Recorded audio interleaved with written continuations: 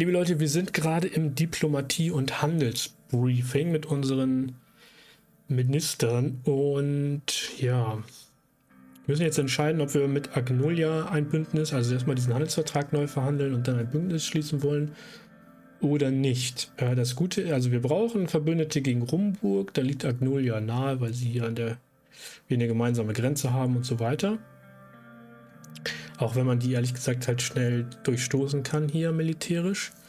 Das Problem ist, die Ansprüche, die Weichsland auf Heiligland erhebt, können bedeuten, dass ein Bündnis mit Agnolia dazu führt, dass wir womöglich in einen Krieg mit Weichsland gezogen werden, wenn nicht sogar mit dem ganzen kommunistischen Verteidigungsbündnis. Aber ansonsten gibt es hier eigentlich keine möglichen Verbündeten. Also Lesbia klang nicht so, als wenn das eine Option ist. Wählen auch nicht. Von daher gibt es eigentlich nur Agnolia oder wir schließen uns dem Ostblock an. Und das wollen wir auch nicht so richtig. Also, dann müssen wir wohl über Agnolia gehen. Problem ist auch, gut, wir müssen ihnen Zugeständnisse machen. Das heißt, wir werden ein bisschen weniger wirtschaftliche Gewinne machen dadurch. Das könnte allerdings wiederum durch die Autobahn halt ausgeglichen werden. Von daher werden wir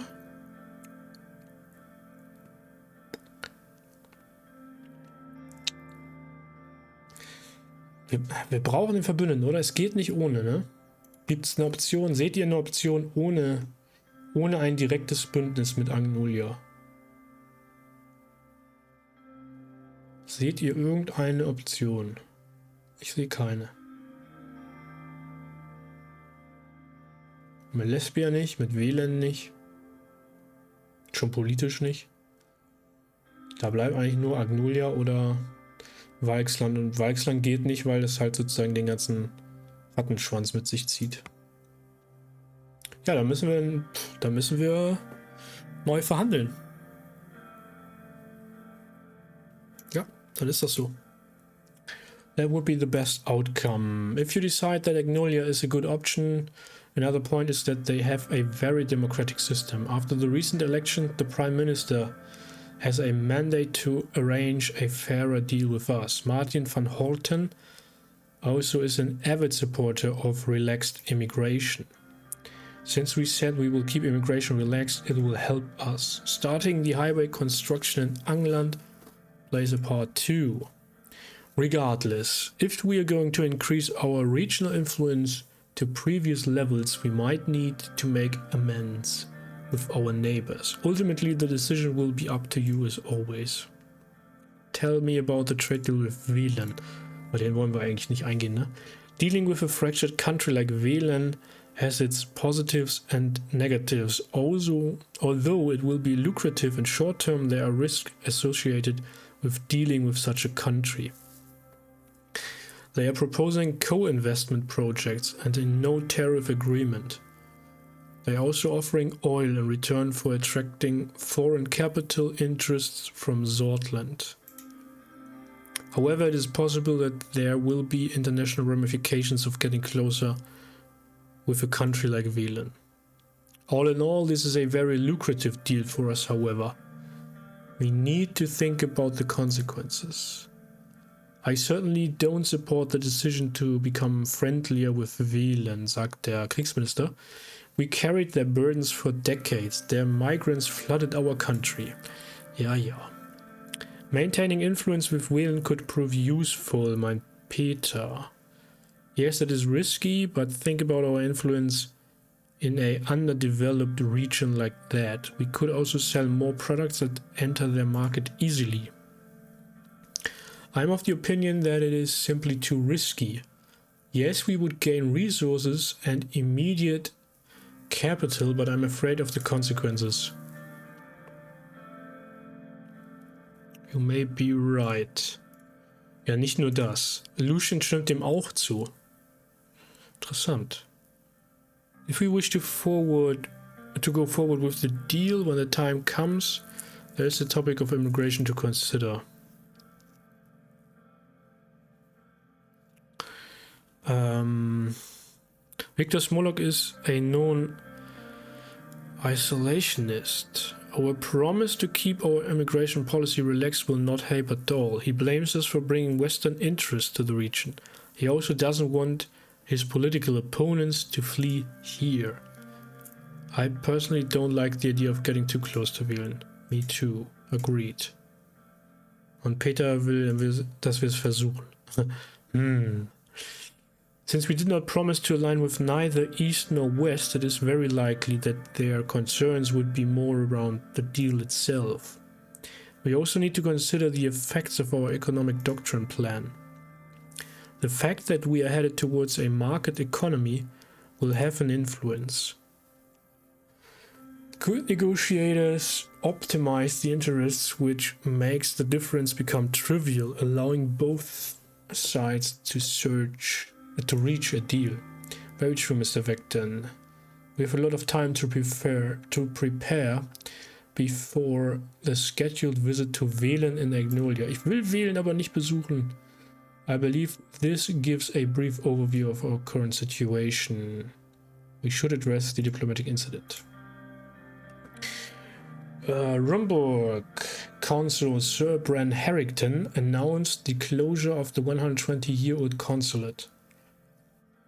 Now the diplomatic staff is leaving the city to go back to Thornborough. He blamed the lack of security in Sordland due to the assassination and the subsequent protests, but it is obvious that they are making excuses. Bastards! Hier beliebiges Richard Sharp Meme einblenden. The bastards! First they closed the consulate and then they blame our security. Their concerns could be genuine. But this reaction is unnecessary. Ja, könnte sein, auch wenn das alles nicht danach klingt. Other diplomatic missions have worked with our security units to increase the protection of staff and buildings. The neglect of President Alfonso and the chaos of the elections delayed our diplomatic efforts. Now there are only 2 Rumburg diplomatic missions left in Sordland.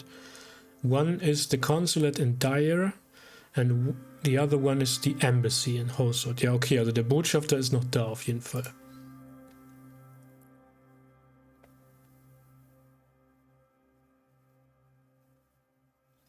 I must display strength to my people. They are bluffing.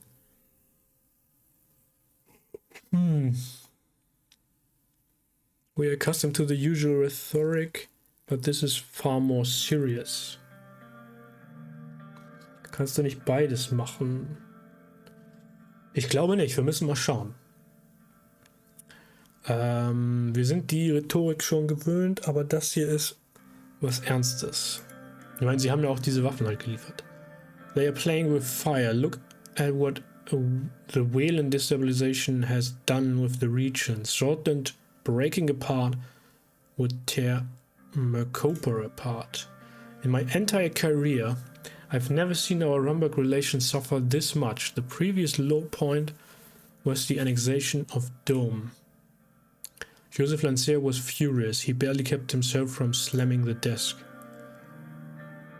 There are worrying developments like the smuggled arms and the build-up near the border. Our military must be buffed up to stand against the regional power like Rumburg. We either respond to this aggressive act with a diplomatic condemnation, or we retaliate by closing our consulate and Dome. I want to say that an escalation would be risky this early in our presidency. We should focus on creating a negative image of Rumburg in the international scene. The people of Sordland must be protected no matter the cost. I say we respond equally. Nein, nein, nein.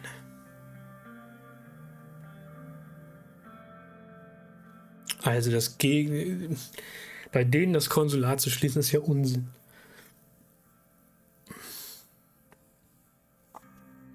Write an official diplomatic response condemning this unreasonable act. Declare that Rumburg aims to destabilize Sordland and the region.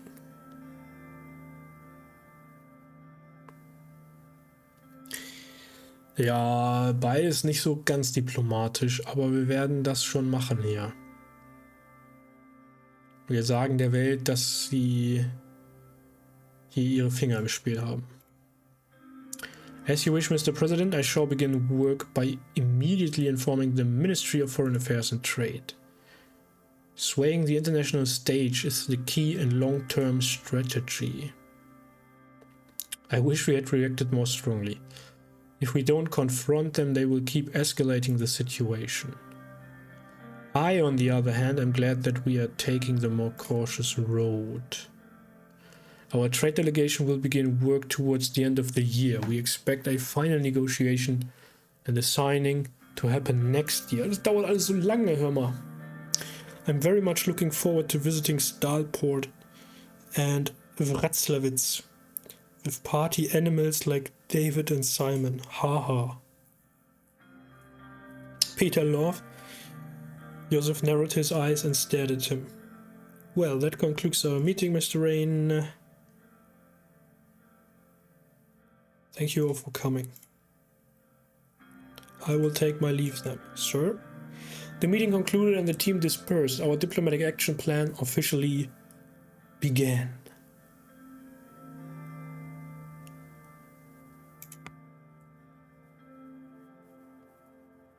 Okay. Condemning Rumburg. Meldung aus Avery. Young Swords member claimed links to the government. A detained young Swords member in Avery claimed that he has connections to the government. We have been investigating the truth of his claims, but were not able to find any leads. Investigation ongoing. Tja, gibt's jemand im Ministerium, der mit den jungen Sorden zusammenarbeitet? Kann schon sein, ne? Lancea wäre ein Kandidat dafür. Bei Peter bin ich mir nicht so ganz sicher.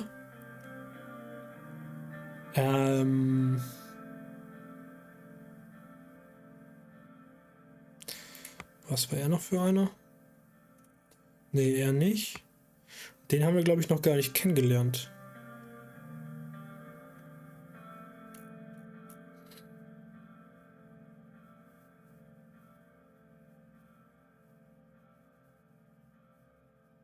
Elected in the Assembly, advocated for new workplace safety regulations and worker compensation program. Initially supported Alfonso's program, eventually turned against the free market reforms.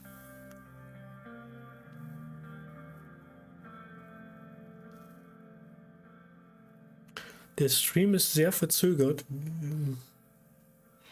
Ein bisschen verzögert ist er ja immer, das kann man nicht ändern, aber das ist sehr schlimm.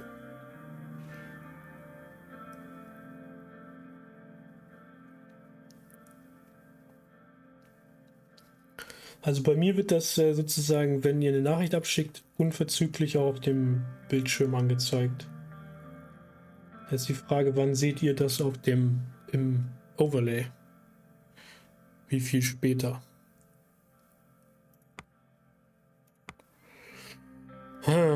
Taucht das in den Nachrichten auf?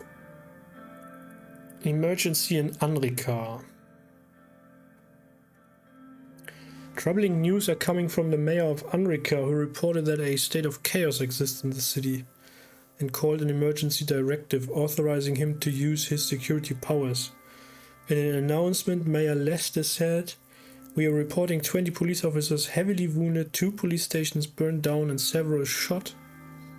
The city is in a state of emergency and we are trying to restore order. The local gendarmerie began assisting the mayor after the emergency request was made. The armed units are now securing critical junctions and key infrastructure, like power stations, hospitals, and the municipality building. Local NFP leaders have announced that they will assist the local enforcement with the task of keeping the streets safe by reporting violent dissenters, a statement criticized by the local PFJP official." Ja. Anrika, wo sind wir denn da überhaupt? Ach, hier mittendrin, okay. Welfare issues in Nabel, a city that was once an important trade stop for the Markian Empire, has been in a steep decline for the last decade. We've uncovered the hard truth from the residents themselves. Key A, age of 46, a shepherd living near the Cavendish Mountains that did not wish to disclose his real name, has made shocking remarks about the city's and region's lack of healthcare services. He has waited almost 5 months, just to get an appointment in the rural region. Ja, 5 years wäre ein bisschen viel gewesen. Another resident, a farmer, IY, 57 years old, who also did not wish to disclose his name, is living near the outskirts of the Nabel. His children, AY and VY, have to use dangerous mountain paths to walk to their school located 2 kilometers away. Na sowas. The unrest continues. The unrest in the streets is continuing, and the tension between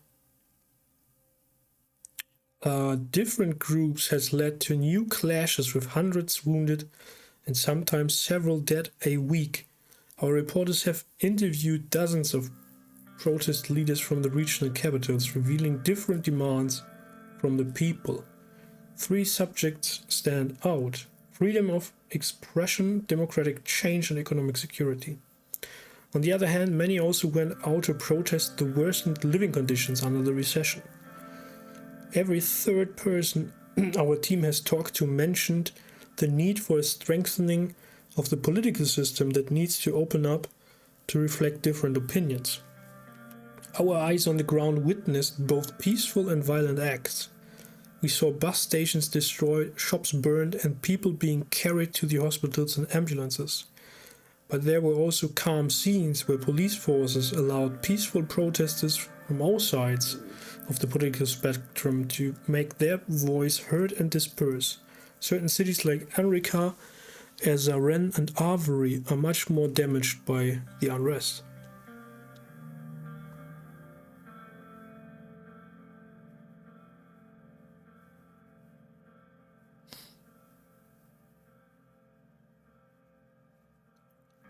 Ist das immer noch nicht angekommen?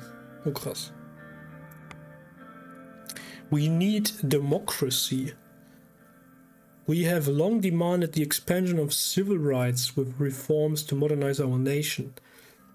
When the previous government blamed the Supreme Court for not allowing the reforms, the opposition was quick to point out the flaws within the constitution and brought focus on reforming the governmental structures to open way for further civil reforms.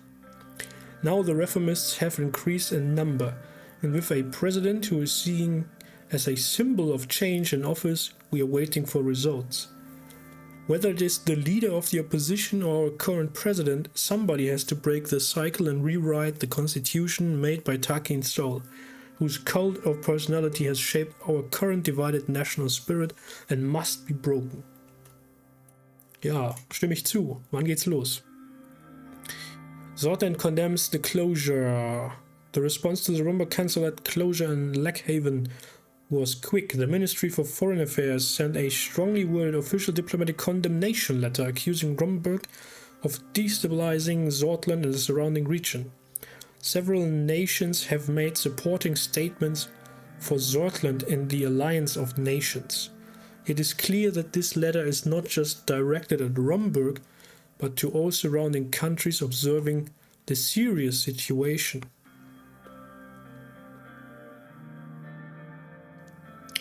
Ninja is back. 160 Sekunden. Ja, 3 Minuten ungefähr. Das ist ja interessant. Eigentlich ist, glaube ich, standardmäßig 2 Minuten Verzögerung, ne? Also eingestellt habe ich irgendwie deutlich weniger, aber ich glaube, es geht nicht schneller als 2 Minuten. Ich will es nicht beschwören, aber ich glaube, das liegt an Twitch. So, die Resultate des Reformkomitees. Oh, wie spannend. I came a little early to the meeting room before anybody showed up. We had scheduled a meeting to discuss the progress of the Reform Committee. regarding the new constitution. I took a seat on the center chair in the vacant meeting room as I waited for them to show up. The reforms were slowly becoming the most significant expectation of my government. We would be changing Seoul's constitution of 29. Most people nowadays blame the constitution for the outstanding problems of the country.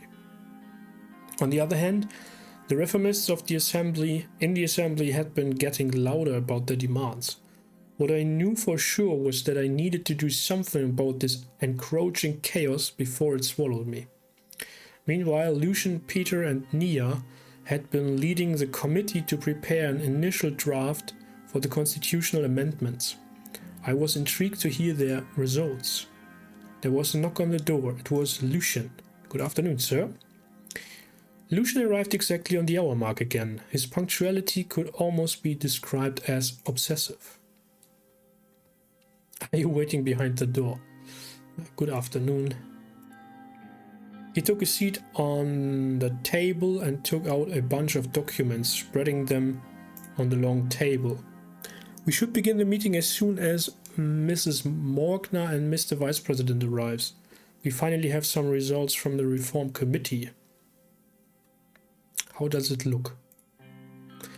"Well, the situation is quite complicated, but I'm sure we will make it work, just like we accomplished many things before. We go over the details regarding the new constitution in the meeting." A few minutes later, Peter and Nia also arrived. After a short chat, everybody sat down and took out their notes. I knew it was going to be a long meeting. "There's a lot of talk about the future of this process. Let us begin to tackle the points of contention."